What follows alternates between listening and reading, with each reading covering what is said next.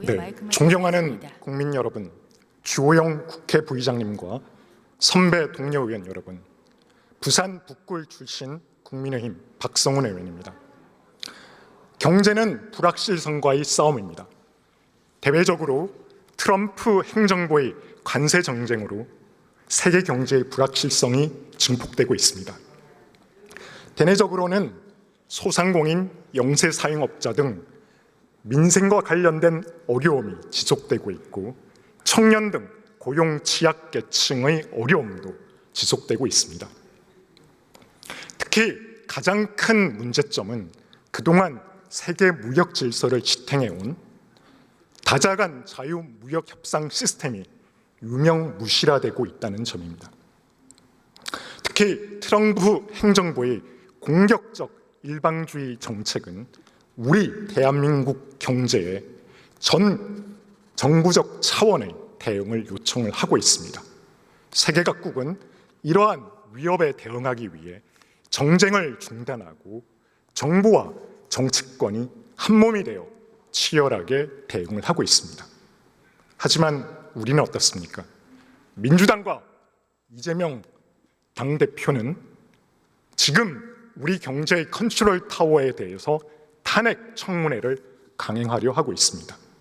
여러분, 이게 어디에서 이루어지고 있는 일입니까? 바로 우리 대한민국 국회에서 진행되고 있는 일입니다. 정부와 정치권, 기업이 원팀이 되어 똘똘 뭉쳐서 대응해야 될 이 국가적 위기에 경제 컨트롤 타워에 대한 공격은 자해를 넘어서 우리 경제의 리스크를 더 만들어가고 있습니다. 지금 중요한 것은 정쟁이 아니라 바로 경제입니다. 어제 이 자리에서 한덕수 국무총리의 불출석에 대해 우원식 국회의장님께서 헌법과 국회를 무시했다는 발언을 하셨습니다. 우리 헌정사상 대통령 거리 시에 권한대행이 국회의 대정부 질문과 긴급 현안 질문에 출석한 전례가 있습니까? 과거 박근혜 대통령 탄핵 시에도 국회에서는 긴급 현안 질문을 실시했지만 권한대행의 출석을 요청하지 않았습니다. 왜 그랬겠습니까? 경제가 정쟁보다 앞서 있기 때문입니다. 이제는 경제의 불확실성을 제거하는데 여야가 힘을 합쳐야 된다고 생각을 합니다. 부총리님께 여쭙겠습니다. 부총리님 앞으로 나와 주십시오. 다시 7번째 질문자의 답변을 위해서 최상목 부총리가 답변석으로 나오고 있습니다.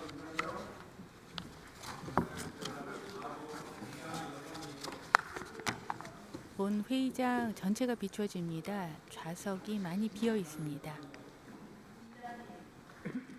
네, 부총리님, 그동안 이재명 대표와 민주당은 부총리님에 대해서 누구든 현행범으로 체포할 수 있다, 몸 조심하라, 범죄를 저지르고 있는 현행범과 같은 막말과 협박을 했습니다.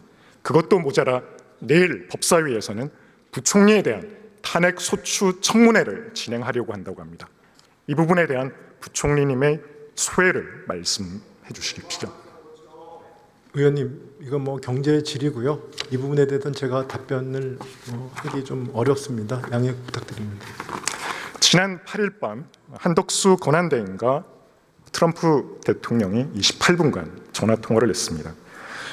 트럼프 대통령이 이 통화에서 무역과 안보를 하나로 묶는 패키지를 언급을 했습니다.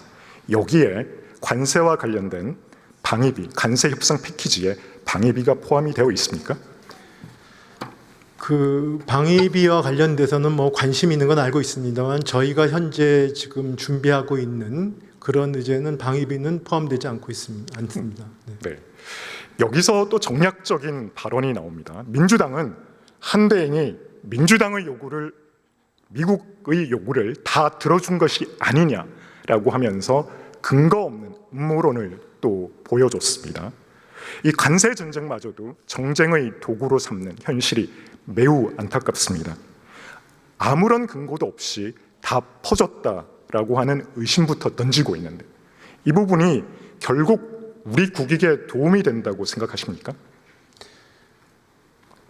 일단은 그 정상 간의 통화에서 어떤 구체적인 내용이 있지는 않았고요. 아까도 말씀드린 것처럼 대립이 아니고 타협으로 가자, 협상으로 가자, 그리고 큰 틀을 잡으셨기 때문에 이제부터 협상의 시작이라고 생각하시면 될 것 같습니다. 네. 한미 간 무역 협상에 있어서 상호 윈윈할 수 있는 축소지향적인 그런 전략이 아니라 상호 윈윈할 수 있는 전략을 마련을 하고 있다고 저는 믿고 싶습니다. 부총리님, 상호 관세율만 보더라도요, 우리는 20개 FDA 체결국 중에서 가장 높은 상호 관세를 부여받았습니다. 재협상을 통한 관세 인하 여력은 있습니까? 일단은 그 트럼프 대통령이 상호 관세를 유예하면서 많은 나라들과 협상 결과에 따라서 다시 반영을 할 거라는 그 멘트를 했기 때문에 네, 저희가 그 미국 정부랑은 지금 사실 품목별 관세가 따로 있지 않습니까? 그리고 상호 관세가 있기 때문에 그 민관이 같이 한 팀이 돼서, 왜냐하면 이 부분에 대해서 구체적으로 말씀드릴 수는 없는 것이 어차피 이것도 지금 미국과의 협상이기 때문에 저희가 협상 전략을 노출하는 우려가 있습니다. 그렇지만 그 민관이 함께 그 부분에 대해서 아까 말씀드린 조선과 LNG와 무역 균형을 포함해서 여러 가지 그 협상 전략과 그 다음에 협상에 대한 내용들을 지금 저희가 짜고 있고요. 그 다음에 그렇게 하려면 상대방이 있잖아요. 그 상대방이 어떤 관심이 있는지는 지금 이제 정상이 통화를 했기 때문에 다음 주 정도에 장관급과 그 다음에 그 실무자급들이 만나서 그 소통을 지금 할 계획으로 있습니다. 네, 제가 외환시장의 불확실성에 대해서 하나 여쭤보도록 하겠습니다. 현재 미국 국채 금리하고 달러 가치가 미국 국채 금리는 올라가고 달러 가치가 이제 변동성이 확대되고 있는데요. 이러다 보니까 그동안 안전 자산으로 평가받아온 미국 국채와 달러화에 대한 가치가 떨어지고 있는 상황입니다.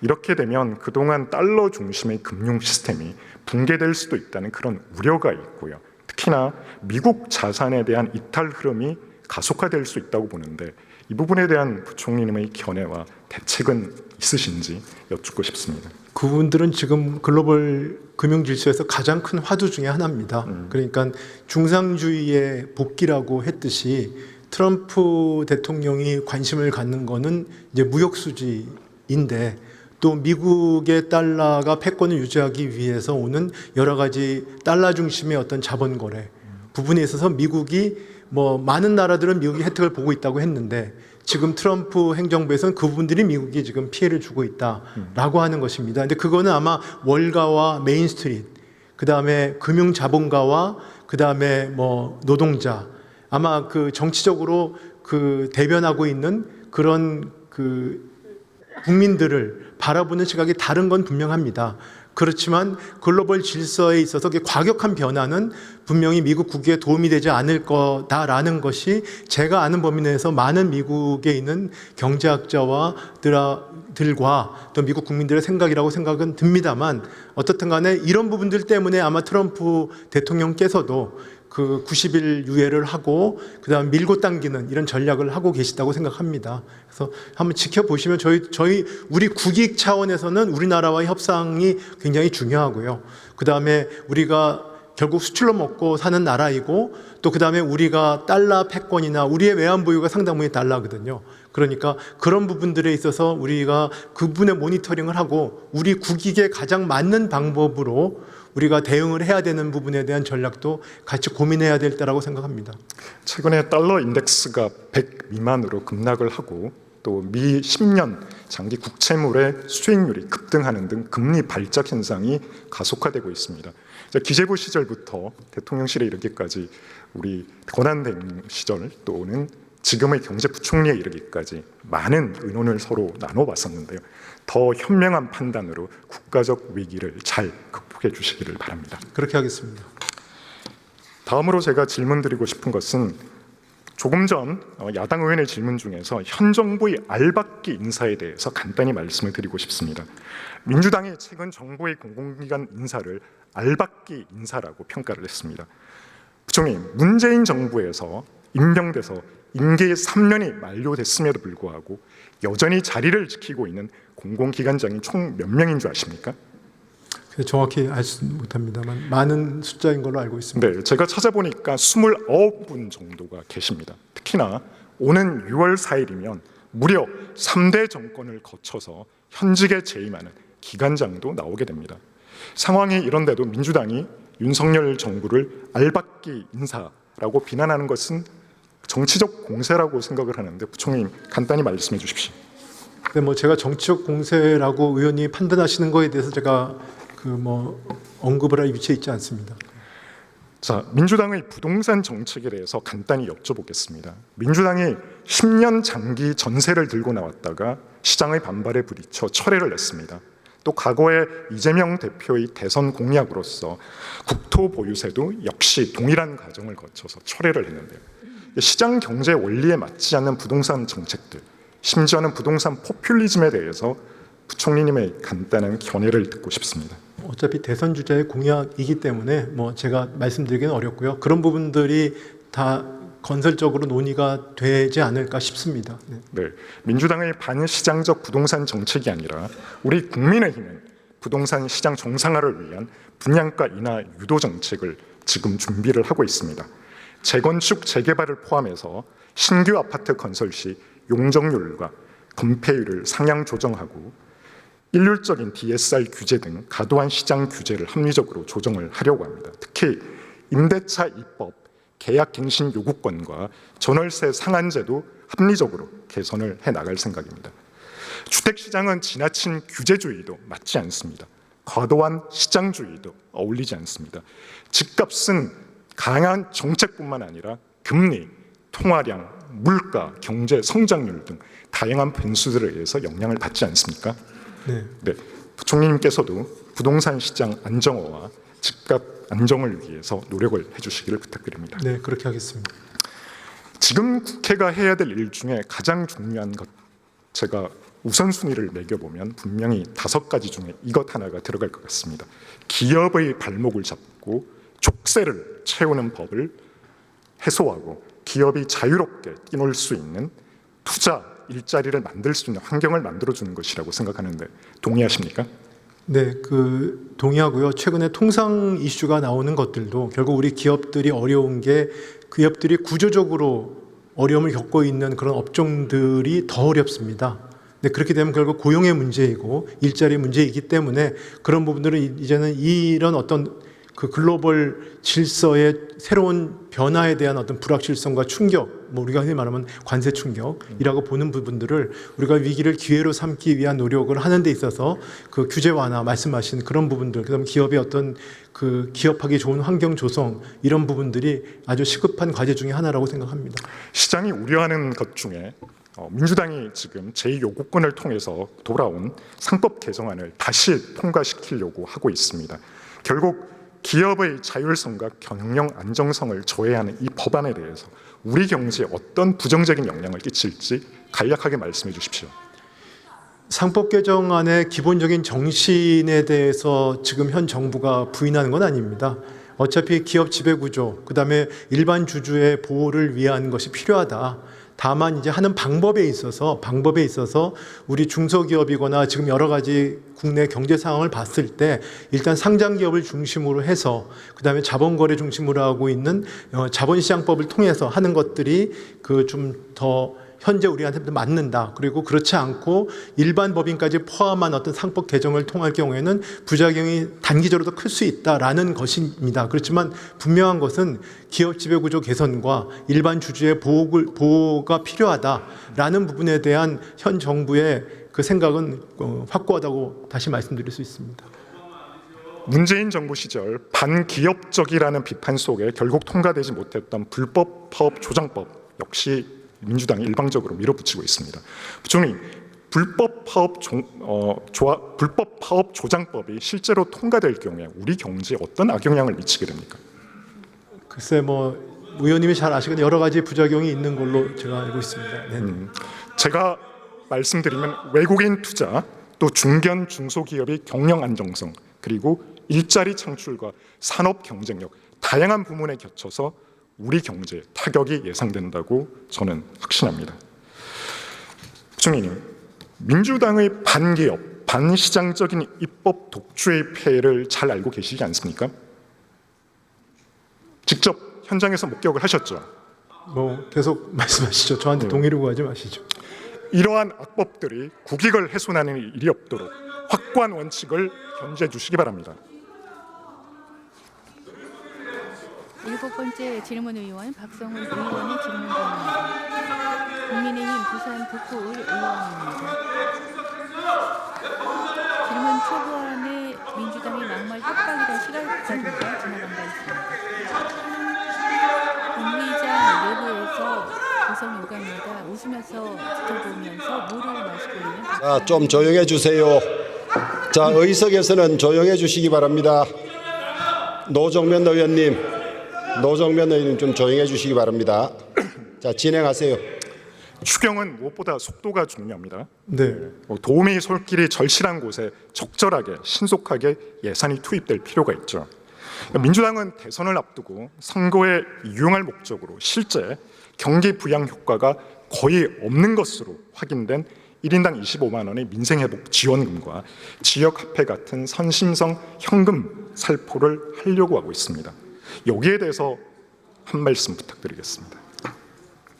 일단은 뭐 민생회복지원금 관련된 일시적인 현금 지급에 대한 경제적 효과에 대해서는 여러 가지 다양한 의견이기 때문에 의구심이 있다는 말씀은 제가 일관되게 드리는 것이고요. 다만 이번 추경과 관련돼서는 그런 여러 가지 그 의구심이 있는 그런 또 정치적인 쟁점이 있는 것을 떠나서 당장 시급하고 현안에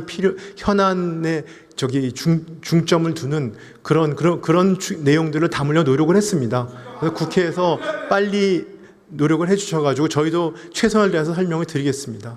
네, 알겠습니다. 네, 이제 질문을 마치고 발언석을 중앙으로 이동시키고 있는 박성훈 들어가셔도 의원. 좋습니다. 이미 최상목 부총리는 자리로 들어갔습니다. 국민의힘 부산 북구을 7번째 박성훈 의원의 질문이 끝났습니다. 마지막 발언 시간입니다. 존경하는 국민 여러분, 오는 6월 3일 대통령 선거는 단순히 대통령 한 명만을 뽑는 선거가 아닙니다. 무너져가는 대한민국 경제를 다시 살려낼 수 있는가? 글로벌 경쟁에서 대한민국이 다시 우뚝 설 수 있는가를 결정짓는 분기점입니다. 그런데 민주당과 이재명 전 대표는 자신만이 정의라는 편협한 이념에 기반해 선동의 깃발을 휘두르며 편가르기에 몰두하고 있습니다. 성장과 실용은 항상 뒷전이었습니다. 상황에 맞춘 말바꾸기로 예측 가능성과 시장의 신뢰를 잃어버리고 있습니다. 경제는 정쟁의 대상으로 접근하면 안 됩니다. 민주당과 이재명 전 대표는 말로는 성장과 실용을 외치면서 실제로는 기업을 옥죄고 산업을 망가뜨려 왔습니다. 혁신의 싹을 자르고 경제의 발목을 잡고 민생의 숨통을 조여온 민주당이 이제는 자기 기만을 넘어서 자기 부정을 화려합니다. 선거를 앞두고 기업과 성장을 말하는 이재명은 선거가 끝나면 또다시 기업을 옥죄는 규제와 편가르기의 이재명으로 돌아갈 것입니다. 말의 가치는 행동으로 담보되어야 합니다. 지금 대한민국에 필요한 건 번지르르한 말이 아니라 실천이고 혼란이 아니라 안정입니다. 경제를 살릴 리더십, 최전선에서 뛰고 있는 우리나라 지킬 국가 전략, 국민의 풍요로운 삶을 위한 실용 정치가 절실합니다. 경제를 살리고 미래를 여는 선택을 7번째 박성훈 의원의 발언 시간이 초과됩니다.